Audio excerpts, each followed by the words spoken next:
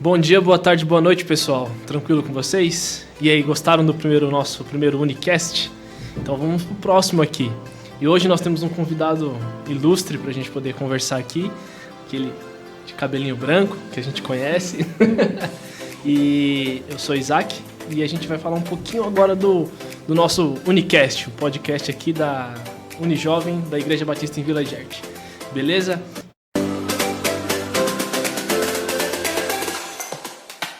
Então, eu vou passar a palavra aqui para a Raquel, para ela poder se apresentar e falar com o nosso convidado. Olá, pessoal. Eu sou a Raquel, também sou da Unijovem. E hoje a gente está com o nosso pastor Mário aqui, um pastor que tem acompanhado o nosso crescimento desde pequeno. O pastor Mário casou os meus pais, fez o casamento dos meus pais e acho que tinha uma galera por aí.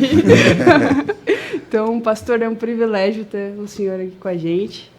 E a gente queria que você se sentisse muito bem-vindo, que você contasse um pouquinho. A gente está começando o mês da juventude, né? O mês de agosto. A gente queria que você contasse um pouquinho de algumas experiências que você passou no seu ministério e também na sua juventude. Ok.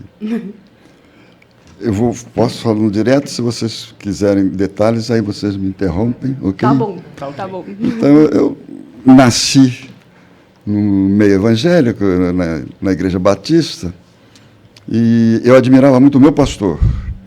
Então, num dos seus sermões, eu tomei a decisão, eu creio que eu tinha por volta de 12 anos, quando tomei a minha decisão ao lado de Jesus.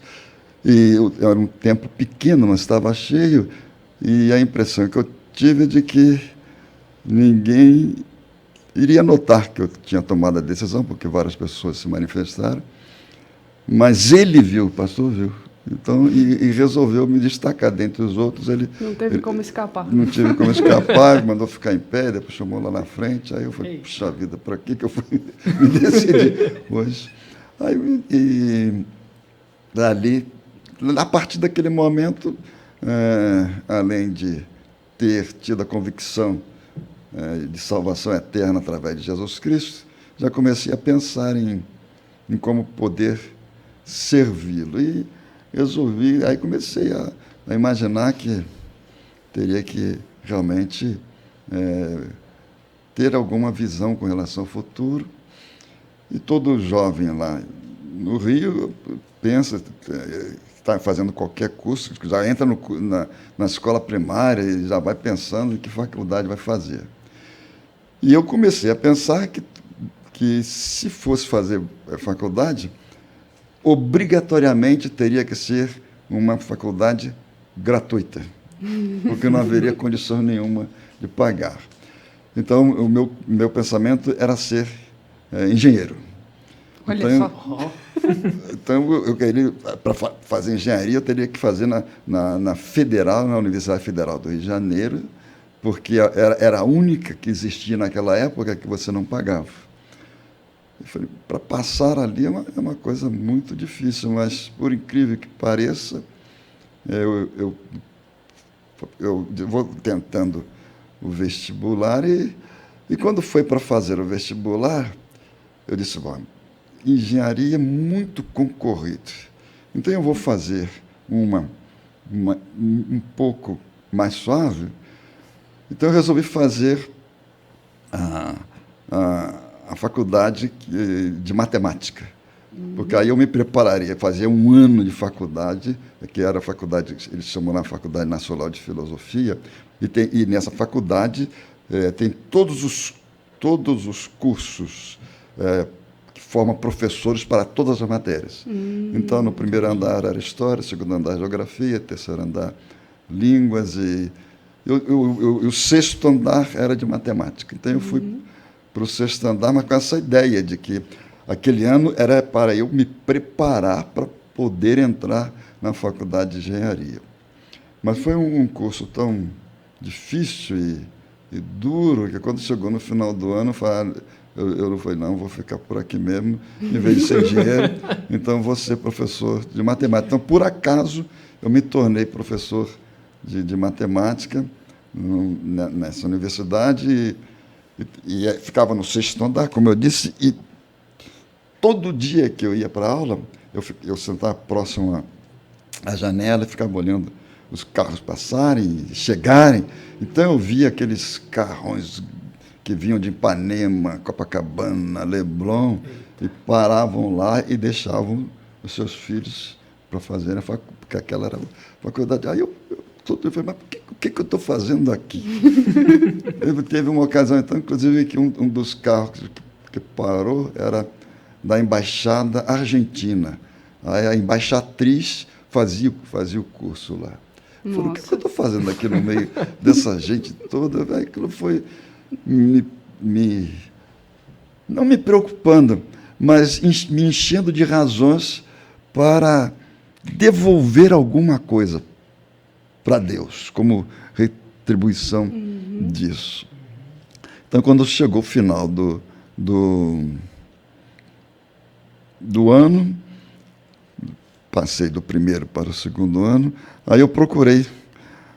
Havia 2 cursos teológicos no Rio, naquela época, Seminário Teológico Batista do Sul do Brasil, que é o seminário da denominação, e havia um que era ridicularizado, Seminário Betel, era chamado de Mobral Teológico. Então, os pastores que não tinham assim muita capacidade, muita inteligência, faziam aquele cursinho, porque lá no teológico, no Seminário Teológico Batista do Brasil, eles não iam conseguir ir muito longe.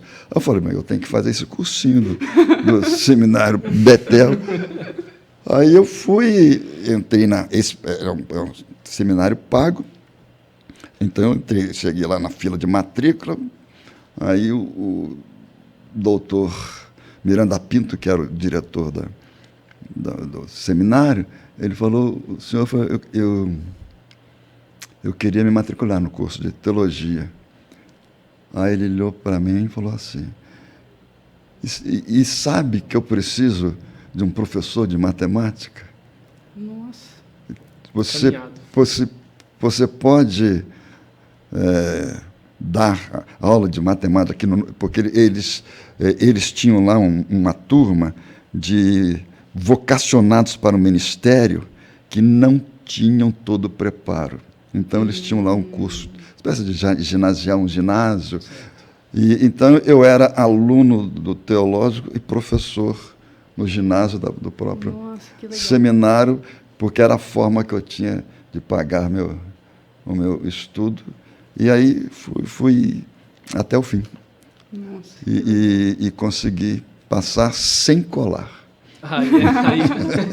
Aí é exemplo, né? Pastor, depois você continuou dando aula de matemática ou mudou completamente? Sim. Aí, na minha cabeça, o curso de matemática serviria para eu não depender de salário de igreja.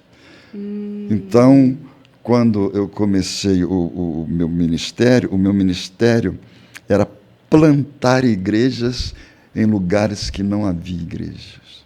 Entendi. Então, eu com o curso que tinha, em qualquer lugar que eu chegasse, em função até onde eu teria feito o meu curso.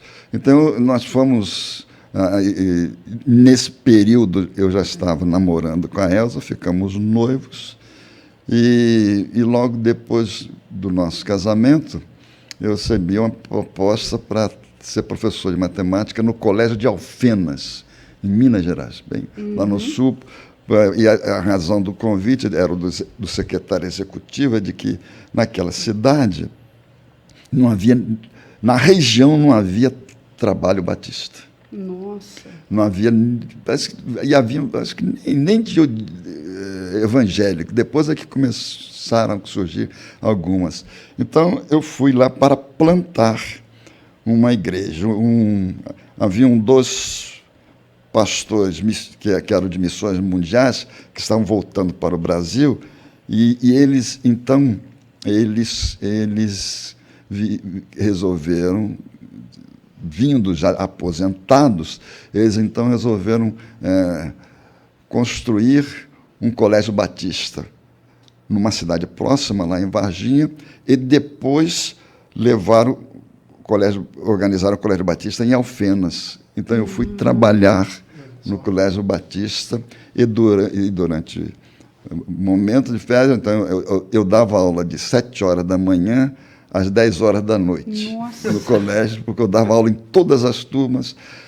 E aproveitava, além de matemática, eu dava aula de desenho, de desenho geométrico, e matérias afins, estatística, matérias afins, porque aí eles não precisavam contratar um outro professor. Nossa, então, de 7 horas da manhã a 10 horas da noite, e eu tinha meia hora, 1 hora de almoço. As aulas da manhã terminavam entre 11 horas e 11h30. Eu morava numa das salas de aula da escola com a Elza. Era eu ia falar brincando que você morava na escola, mas... Era a nossa casa lá, e corria para o programa de rádio, porque eu comecei lá o trabalho em Alfenas com um programa de rádio. E eu usava um slogan que eu me orgulho da minha humildade. Quando os ponteiros se encontram, falando ao coração está no ar, na cidade de Alfenas. Que bonito. E daí pregava. Dava mensagem, era um programa de meia hora, levava os discos evangélicos que tinha naquela ocasião, eles pediam. E acho que uns 3 meses que eu estava fazendo aquele trabalho, a rádio recebe o seguinte, um telefonema do leprosário. Havia lá na região um grande leprosário. Então, leprosos de vários lugares do Brasil eram um referencial de... Não sei se existe tratamento para lepra, mas eles tinham lá esse local onde eles recolhiam. Então, nós recebemos... A rádio recebeu um pedido dos leprosos para que a rádio providenciasse a minha ida para falar aos leprosos lá no leprosário. Nossa. E como a gente estava no início do casamento, então, o Mário César já estava sendo formado. E a Elza, então, estava bem desenvolvida na sua gravidez, e nós fomos. Aí chegamos lá,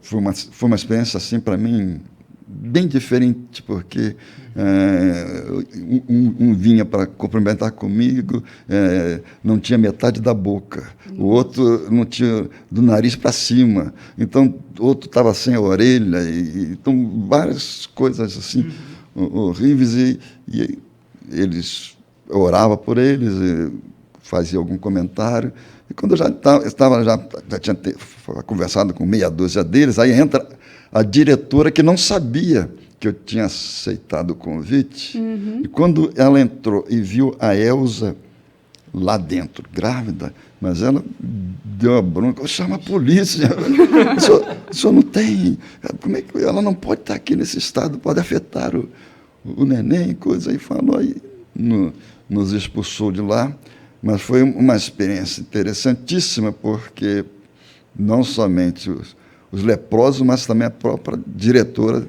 depois também se interessou pelo Evangelho, e foi um momento de euforia espiritual, de ver que o trabalho estava crescendo. Eu sei que hoje tem uma grande igreja lá, mas quando começou, realmente era meia dúzia, muito pequeno, e de lá nós fomos para um outro lugar que também estava precisando. E a gente atendia também a região, e de lá nós fomos para outra região que tinha uma igreja em formação. Quer dizer, estava começando, só que eles não tinham condições de manter o pastor. Então, eles mesmos se revezavam, a meia dúzia de membros, cada culto, um deles era o pregador, os outros 5, então, assistiam, e eles estavam precisando de alguém que pudesse assumir. E eu falei para a Elza, ela disse, podemos ir, né? Só que eu fiz uma coisa que depois Deus consertou, que eu deveria ter ido primeiro procurar o colégio para lecionar, para depois ir e assumir a igreja.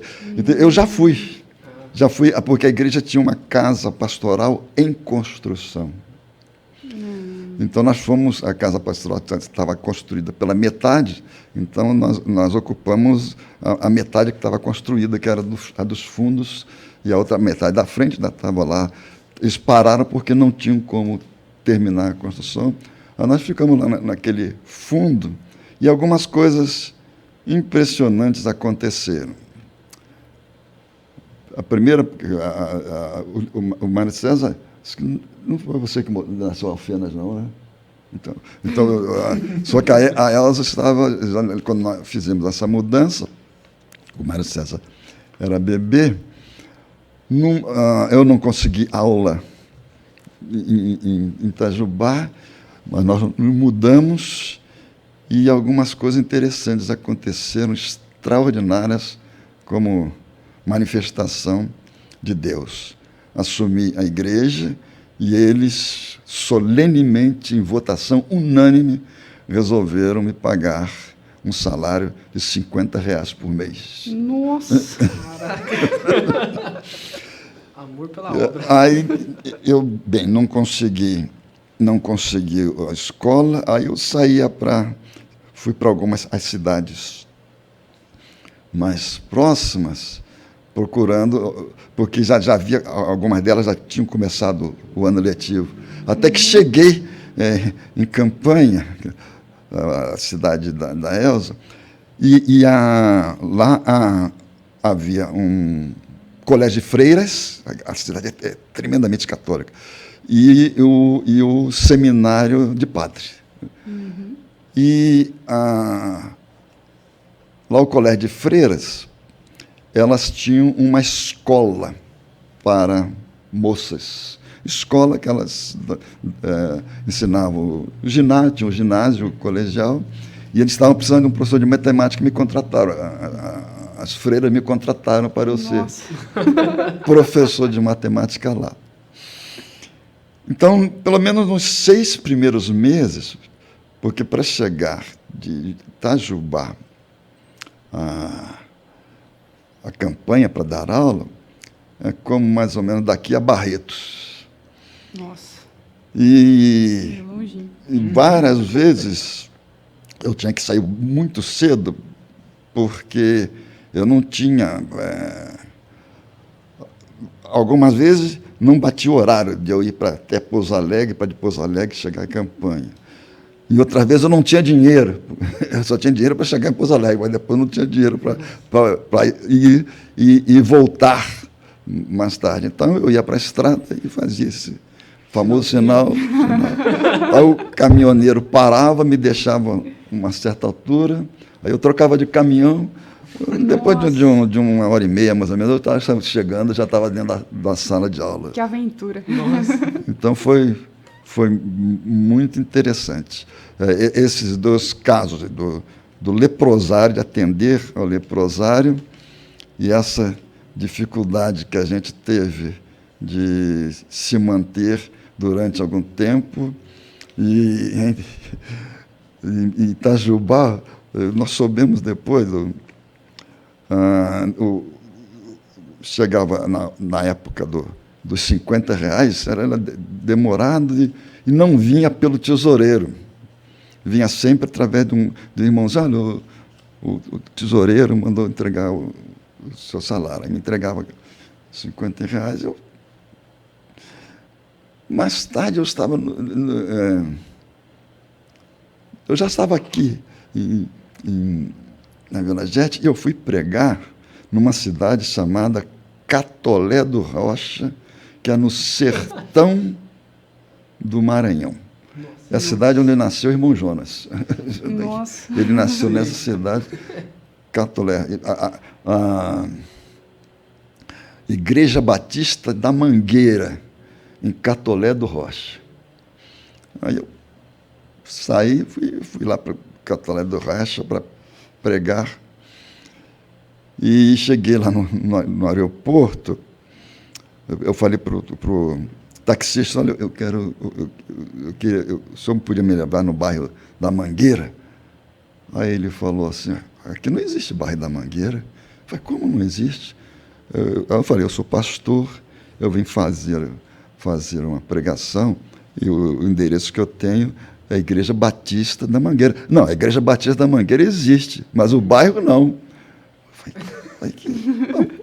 Ele me levou, aí entrou numa cidadezinha pequena, ele já entrou em 3, 4 quarteirões, aí, parou em frente à igreja lá, estava a Igreja Batista da Mangueira. Eu falei, o senhor disse que não existe? Não, a igreja existe, mas o bairro não. Aí como é isso? Bom, paguei. Os irmãos estavam me esperando. A primeira coisa assim que cumprimentei, escuta, por que tem o nome da Mangueira? Como é o nome desse bairro? Ele deu o nome de um bairro. Ué. Eu falei, é que lá de onde eu vim, geralmente a primeira igreja, a igreja principal, tem o nome do bairro, ou da cidade. Primeira igreja batista de São Caetano do Sul. Aí ele deu uma risadinha e disse, não, é que aqui, quando nós começamos com uma classe de escola dominical debaixo de uma mangueira. Em homenagem à mangueira. A classe cresceu, o grupo ficou já pronto para se tornar uma igreja, e na hora de escolher um nome, aí nós demos o nome de Igreja Batista da Mangueira. Então, até hoje, ela em homenagem à mangueira. A famosa mangueira que eles usaram para ter aquela classe. Ela estava lá nos fundos da mangueira?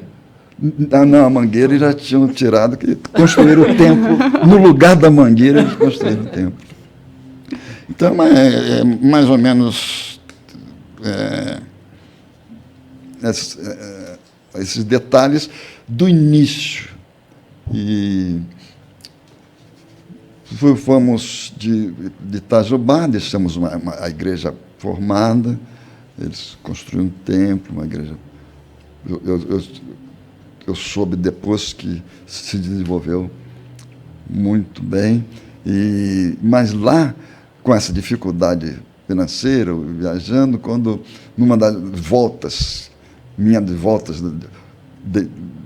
da aula que eu tinha ido dar, quando eu cheguei em casa, a vizinha me chamou e disse, seu Mário, a dona Elza está no hospital com o seu menino, que ele está muito mal. Que era o Mário César, estava internado, e lá parece que não, a coisa não está fácil.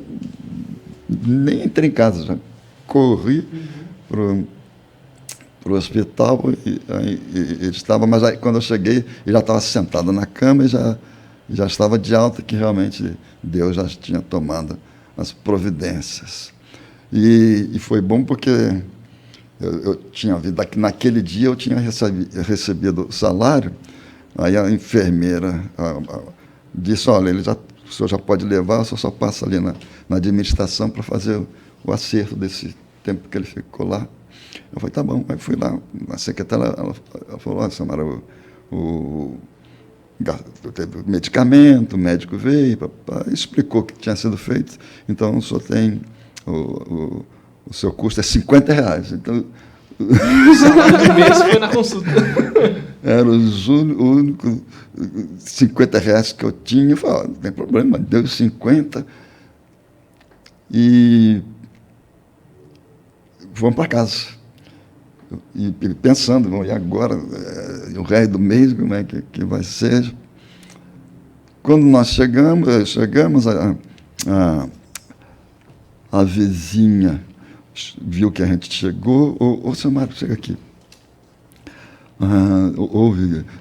Deram alguma receita? Tem essa receita aqui, depois eu vou na farmácia buscar. Não, essa receita deixa comigo que eu quero ajudar vocês, sei que vocês têm alguma dificuldade. Aí eu dei a receita para ela, disse, pode deixar que Daqui a pouco o medicamento chega lá. E tem mais R$50 para o senhor ver as coisas que o senhor está precisando aí. Nossa. Mas quando eu cheguei em casa, eu cheguei rico. O salário do mês de novo. O pagamento do Mário César tinha feito. Não levaram 40 minutos. Nós estávamos lá sentados, ele já estava deitado com a Elza. Que bom que... agradecendo a Deus que bateram na porta. E a casa, como eu disse, ela estava em construção e a gente usava a parte do fundo. Aí eu abri a portinhola assim da janela do que seria depois a sala e havia não sei se era Kombi, um caminhãozinho, alguma coisa de um supermercado que fazia entregas nas casas, alguém que fazia compra e eles levavam em casa. Aí quando eu vi aquilo, eu nem fui atender, eu já estiquei o braço pelo portão, não é que não. Não tinha feito compra nenhuma. Fechei, voltei, quando estava voltando, bateram a porta de novo. O camarada estava lá, eu falei, não é aqui. Aí ele fez sinal, eu fui lá, ele disse, olha, foram lá no supermercado, fizeram essa compra e deram esse endereço. O seu nome é Mário? Eu falei, então... Eu não vou levar isso de volta. Se o senhor não quiser receber, eu vou deixar aqui. Aí eu recebi, aí tinha coisa para uma... Puxa vida, hein? Para muita...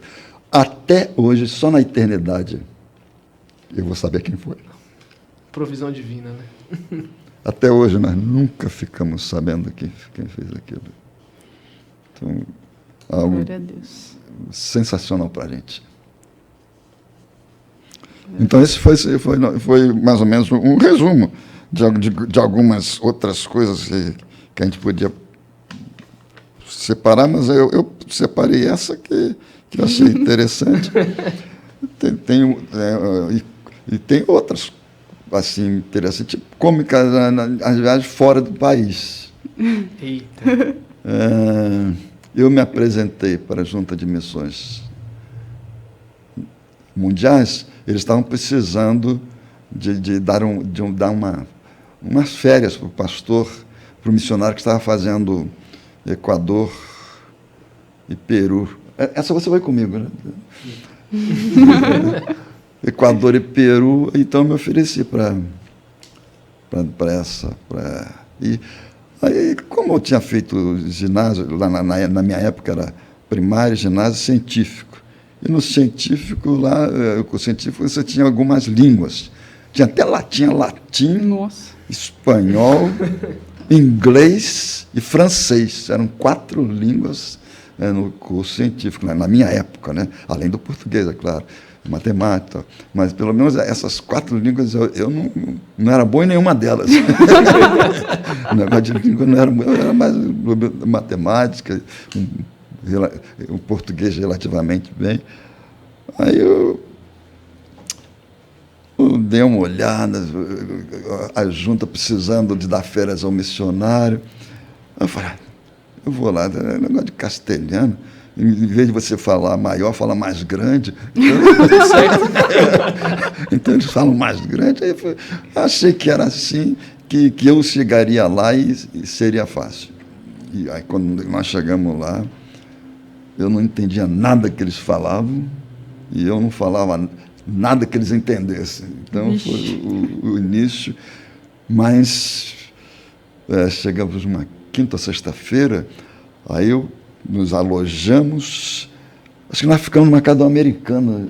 Um missionário que estava na Itália, americano, estava se transferindo para ser missionário lá no Equador, e coincidiu nós chegamos, então ele nos levou para a casa dele, aí nós ficamos bem alojados, e aí o que eu fiz, ia pregar no domingo de manhã, nós chegamos na quinta ou sexta, aí eu fui na banca de jornal, aí comprei jornal, revista, e comecei a ler para ver se conseguia. Pegava um pouquinho ali. Pegava um pouquinho, mas quando conversava particularmente com alguém, a conversa demorava. Chegou domingo, então eu fui, preguei. preguei e eu achava, mas eles parecem que estão entendendo. Eu estava, não via a hora de acabar aquilo, porque eu estava preocupado de terminar. Quando eu terminei, o João Falcão Sobrinho, brasileiro, era o nosso secretário executivo da Junta de Missões Mundiais naquela época. Ele estava lá, assistindo. Ele tinha vindo do Peru, depois nós fomos para o Peru. Ele veio do Peru para pedir uma outra coisa para mim. Aí ele chegou lá e falou: Mário, puxa vida, que mensagem! Você está bom no castelhano, foi eu?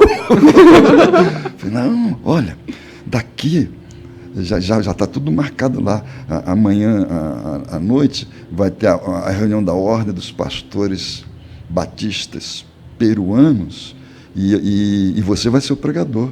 Porque eu não pude ficar, porque eu tenho compromisso lá no Brasil, eu tenho que voltar lá para junto. Então, eu já avisei a eles que você estaria lá no lugar. Então, de lá, já fomos para pregar na Ordem dos Pastores Batistas Peruanos e acabei aprendendo castelhano. O Espírito Santo ensinou ali. Na força, né? Sim. E já deu nosso tempo? Já deu nosso tempo. Eu ultrapassei. Não, que isso, pastor? Então não vou falar nada sobre o Brasil, então. Não. Tá bom. Hoje não, mas fica para uma próxima, viu, pastor? Eu vou falar só sobre nas igrejas onde eu passo, por onde eu passei, tá bom? Legal. Bom. Legal. Posso falar da Vila Jet? Pode, com certeza deve ter muitas histórias. Eu sei que o senhor tem muito mais experiências para contar, né? E com certeza a gente convida novamente para continuar com esse Unicast e a gente aprender um pouco mais daquilo que o senhor viveu e dar risada e conhecer um pouco mais, né? Sabendo que o pastor já participou da rádio, fica mais fácil, né? Isso daqui sim. é tirinha, é fichinha. Exatamente. Sim, nós tínhamos só fechar com isso. Quando começamos aqui, chegamos nós iniciamos a transmissão ao vivo do culto da Vila Gerte à noite, porque era o culto que enchia mais. Então, a igreja era ali na frente, pequenininha.